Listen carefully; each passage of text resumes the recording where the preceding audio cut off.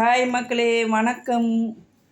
இன்றைக்கி இட்லி அரிசியை வச்சு ஒரு வெள்ளை முறுக்கு செய்ய போகிறேன். இது வந்து இட்லி அரிசி கடையில் விற்கிறது இல்லைங்களா, குண்டு அரிசின்னு சொல்லுவாங்க, நல்லாயிருக்கும்.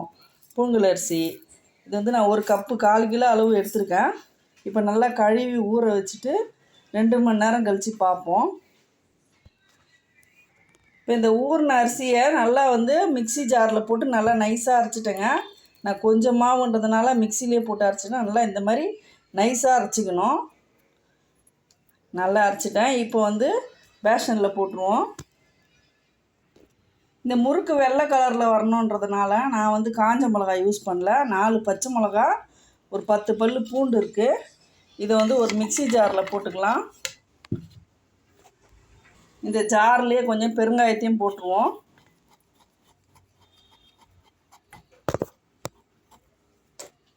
அவ்வளோதான். இது லைட்டாக வந்து தண்ணி ஊற்றி நல்லா நைஸாக அரைச்சிக்கலாங்க.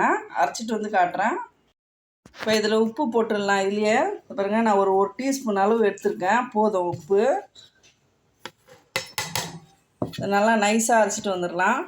இப்போ இது நைஸாக அரைச்சாச்சுங்க. இப்போ இதை வந்து இந்த மாவு மேலே வச்சு ஒரு வடி மேலே ஊற்றிடலாம். அப்போ தான் இல்லை கப்பிகள் இருந்ததுன்னா அப்படியே நின்றோம். இதை நல்லா வடி கட்டிட்டு நான் உங்களுக்கு காட்டுறேன். இங்கே பாருங்கள் எவ்வளோ மண்டி இருக்குது பார்த்தீங்களா.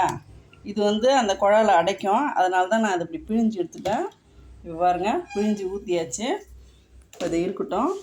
இப்போ இதை வந்து நல்லா வந்து இதில் உப்பு இருக்கிறதுனால நல்லா கலக்கலாம். அடுத்து இதில் வந்து நான் ஒரு 100 கிராம் கடலை மாவு போட போகிறேன். இதையும் போட்டுப்போம் இதில். இப்போ எல்லாம் நல்லா கலக்கிட்டு உங்களுக்கு நான் காட்டுறேன். இதில் கொஞ்சம் ஆயில் ஊற்றணும், அதை நான் சொல்லலை. இப்போ சூடு ஆயில் இல்லைங்க, சாதா ஆயில் தான். வீட்டில் நல்லெண்ணெய் இருக்குது, நான் அதை ஊற்றிக்கிட்டேன். நெய் வேணாலும் ஊற்றிங்க. நெய் ஊற்றினா ரொம்ப உடையும், அதனால் நான் கொஞ்சமாக ஆயில் ஊற்றிக்கிட்டேன். இப்போ எல்லாத்தையும் போட்டு பிசைஞ்சிருவோம். நல்லா பிசைஞ்சாச்சுங்க பக்குவமான முறையில். இப்போ இந்த சீரகத்தை நல்லா கையிலேயே நிமிட்டி லைட்டாக கொஞ்சம் ஃப்ளேவருக்கு போட்டுக்கலாம். அவ்வளோதான். பாருங்கள், இந்த பக்குவத்தில் இருக்கணும். இது நல்லா நம்ம கலக்கலாம். பாருங்கள், மாவு பாருங்கள், இதாங்க கரெக்டான பக்குவம். நான் போட்ட கடலை மாவு வந்து கரெக்டாக இருக்குது. இப்படி இருந்தால் தான் கரெக்டாக இருக்கும். ரொம்பவும் லூஸாக இருக்கக்கூடாது, ரொம்பவும் டைட்டாக இருக்கக்கூடாது. இப்போ வந்து எண்ணெய் காய வச்சிடலாம். இது நல்லா பிசைஞ்சிக்கிறேன் நான். கடாயில் ஆயில் ஊற்றியாச்சுங்க, நல்லா காயட்டும். இப்போ நல்லா எண்ணெய் காயுதுங்க. இப்போ வந்து இந்த முறுக்கு குழாயெல்லாம் சுற்றி நம்ம எண்ணெய் உள்ளே ஊற்றிக்கலாம். நான் அந்த 3 கன்று மாதிரி வரும் இல்லைங்களா, இந்த புடி தான் எடுத்திருக்கேன். இப்போ வந்து இதில் மாவு ஃபில் பண்ணிக்கலாம். அவ்வளோதான். இதில் நான் நல்லா ஃபில் பண்ணிட்டேங்க. இப்போ வந்து பிழிஞ்சிடலாம். இப்போ ஒரு கரண்டியில் பிழிஞ்சிருவோம்.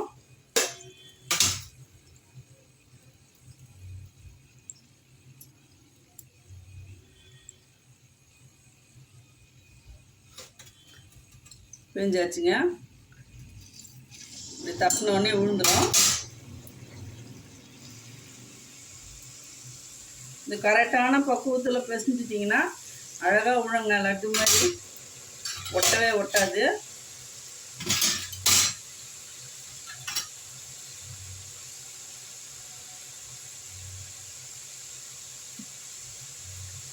வந்து ஒரு 5 முறுக்கு போடலாம், கரெக்டாக இருக்கும்.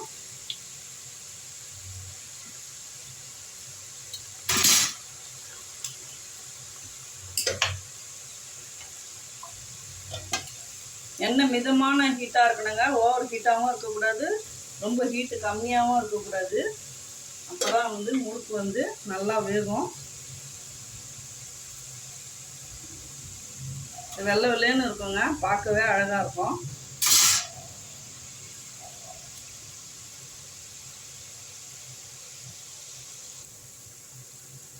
இது நுரை அடங்கினோடனே ஒன்று ஒன்றா மெதுவாக திருப்புங்க. நல்லா அழகாக வரும். இதில் வந்து நம்ம வந்து காரம் போட்டிருக்கோம், ஆனால் வந்து வெளியே தெரியாது. நம்ம காஞ்ச மிளகா போட்டோம்னா சவுந்தா மாதிரி வரும். இது வெள்ளை கலரில் வரணுன்றதுனால தான் நான் வந்து பூண்டும் பச்சை மிளகாவும் அரைச்சி போட்டிருக்கேன். சின்ன குழந்தைங்க கூட சாப்பிட்லாங்க, காரம் இருக்காது. காரம் தூக்கலாக வேணுன்றவங்க கூட கூட ஒரு 2 பச்சை மிளகா போட்டுக்கலாம், நல்லாயிருக்கும்.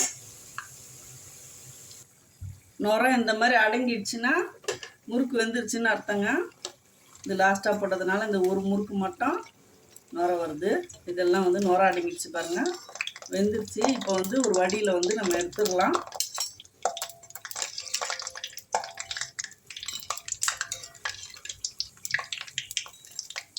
ஒரு டிப்ஸு சொல்கிறேங்க. நம்ம வீட்டில் டிஃபனுக்கு இட்லி அரிசி போட்டு இட்லி அரைப்போம் இல்லைங்களா, அப்போ ஃபஸ்ட்டு அரிசி போட்டு ஓட்டுவோம் இல்லைங்களா, அப்போ வந்து நம்மளுக்கு ஒரு கிளாஸ் அரிசி கூட போட்டிங்கன்னா இந்த மாதிரி அதை எடுத்து நீங்கள் மாவை ஃப்ரிட்ஜில் வச்சுட்டு சாயந்தரம் பசங்க வரும்போது ஃப்ரெஷ்ஷாக நீங்கள் பொட்டுக்கடலை அரிசியோ இல்லை கடலை மாவோ போட்டு இந்த மாதிரி சுட்டு தரலாங்க. உடனடியாக டக்குன்னு செஞ்சு பிள்ளைங்களுக்கு கொடுக்கலாம். ட்ரை பண்ணுங்கள். நான் இந்த வாட்டி வந்து ஸ்ட்ரெயிட்டாக வந்து நான் பிழிஞ்சு காட்டுறேன். முதல்ல வந்து நான் இதில் போட்டேன், இப்போ பாருங்கள் ஸ்ட்ரெயிட்டாக பிழிஞ்சு காட்டுறேன்.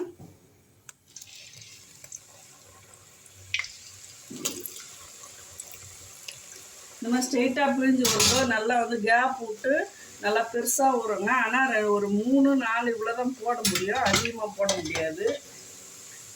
நல்லா வந்து ஒரு ஃப்ரீயாக வந்து முறுக்கு வந்து வரும். நம்ம வந்து கரண்டியில் போட்டு போகிறதோட இந்த மாதிரி போடலாம், நல்லாயிருக்கும். நம்ம இஷ்டத்துக்கு பிழிஞ்சு விடலாம். அதில் வந்து ஒரு ஹோல்ஸ் மாதிரி வரும். முறுக்கு உடச்சி பார்த்தீங்கன்னா அந்த குழல் மாதிரி இருக்குது இல்லைங்களா, அதில் வந்து ஹோல்ஸ் மாதிரி வரும். இந்த மாதிரி ஸ்ட்ரெயிட்டாக கடாயில் பிழிஞ்சால் மட்டும்தான் அந்த மாதிரி மெத்தடில் வரும் முறுக்கு. இப்போ இங்கே ஃபஸ்ட்டு பிழிஞ்சதுக்கும் இந்த முறுக்குக்கும் நிறைய வித்தியாசம் தெரியும். நீங்கள் வெந்த உடனே உங்களுக்கு நான் காட்டுறேன். அவ்வளோதாங்க, நுர அடங்கிடுச்சுங்க, எடுத்துடலாங்க. பாருங்க, அந்த முறுக்குக்கும் இந்த முறுக்குக்கும் எவ்வளோ வித்தியாசம் தெரியுது பார்த்தீங்களா. ஸ்ட்ரெயிட்டாக பிழிஞ்சால் அந்த மாதிரி வரும், நல்லாயிருக்கும் கேப்பாக.